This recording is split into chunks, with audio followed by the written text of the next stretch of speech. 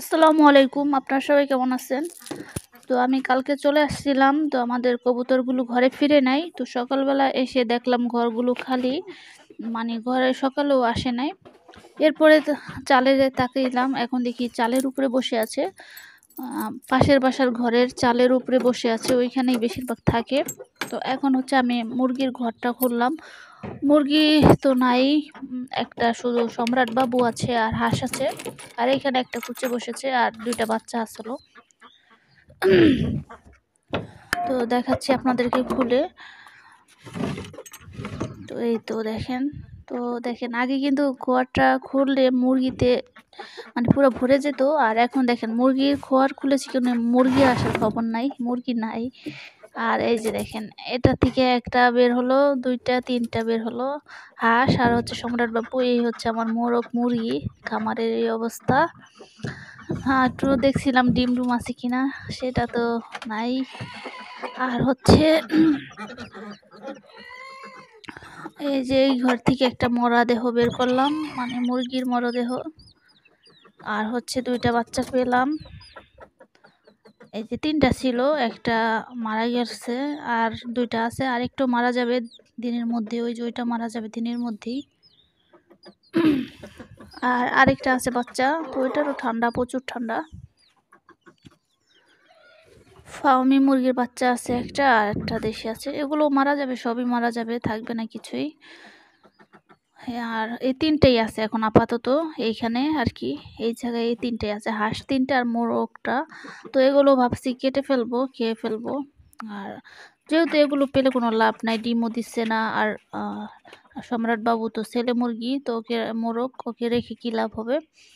চেষ্টা করেছিলাম, একটা সোনালি আনছিলাম। তো আনার পরে তো ওইটাও ভাইরাস নিয়ে আসছে, ওইটাও অসুস্থ। বাঁচাতে পারি নাই, সর্বশেষ কেটে ফেলতে হয়েছে।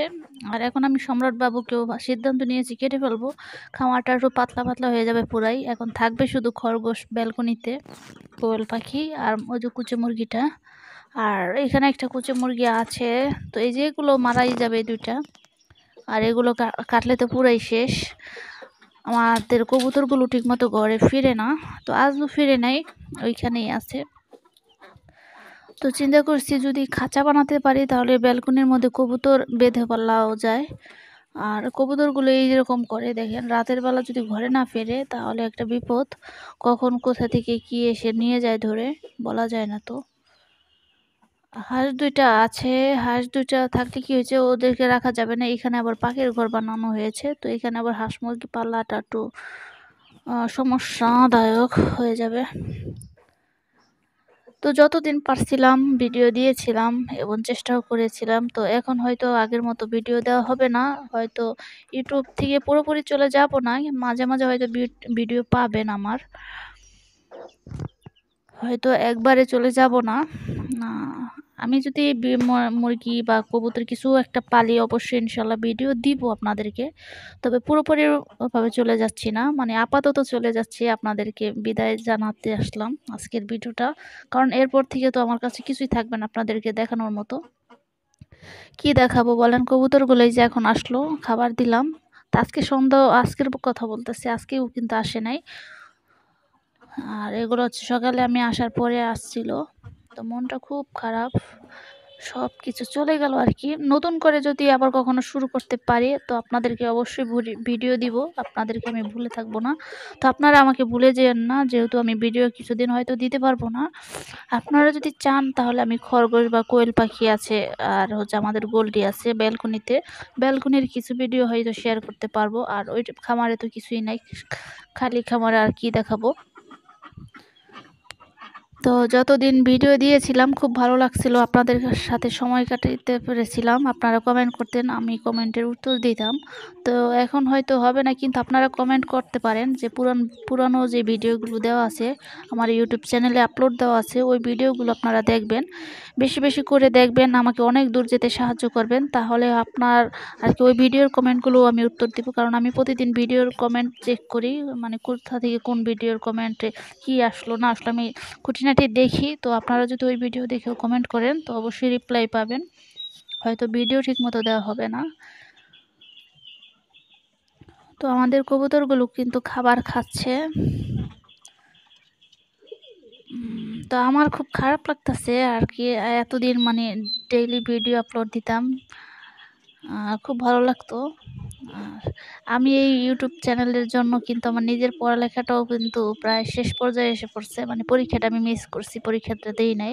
কিন্তু এখন আবার নতুনভাবে শুরু করতে হবে, পড়াশোনা চালিয়ে যেতে হবে, কারণ এগুলো নিয়ে তো পড়ে থাকলে সব কিছু পাওয়া সম্ভব না এগুলো থেকে। তো নিজেকে আগে নিজের পায়ে আগে দাঁড়াতে হবে আর কি। তো শুধু ইউটিউবের জন্য সব কিছু ছেড়ে ইউটিউবে পড়ে থাকলে তো চলবে না আর কি। তো এতদিন শখ করেছি, পারছি, কেউ কিছু বলে নাই। কিন্তু এখন তো আফিয়ার পাপা চলে আসবে, তো এতটা হয়তো এখানে সময় দিতেও দিবে না। তো আপনারা সবাই ভালো থাকবেন আর দোয়া করবেন। আর আমার পুরান কিন্তু ভিডিওগুলো আছে, আপলোড দেওয়া আছে। মাঝে মাঝে আমি শর্ট ভিডিও দেওয়ার চেষ্টা করব। এই দেখেন আমাদের সম্রাট বাবুটা ওটা মাশাআল্লাহ কতটা বড় হয়েছে কিন্তু। আর হয়েছে কি, আমাদের এই যে গাছগুলো আছে, গাছগুলোর একটু যত্ন নেওয়া দরকার। গাছগুলো প্রায় মারা যাওয়ার অবস্থা। তারপরে পানি দেওয়াটা একটু সংকট হয়ে যায় এখানে।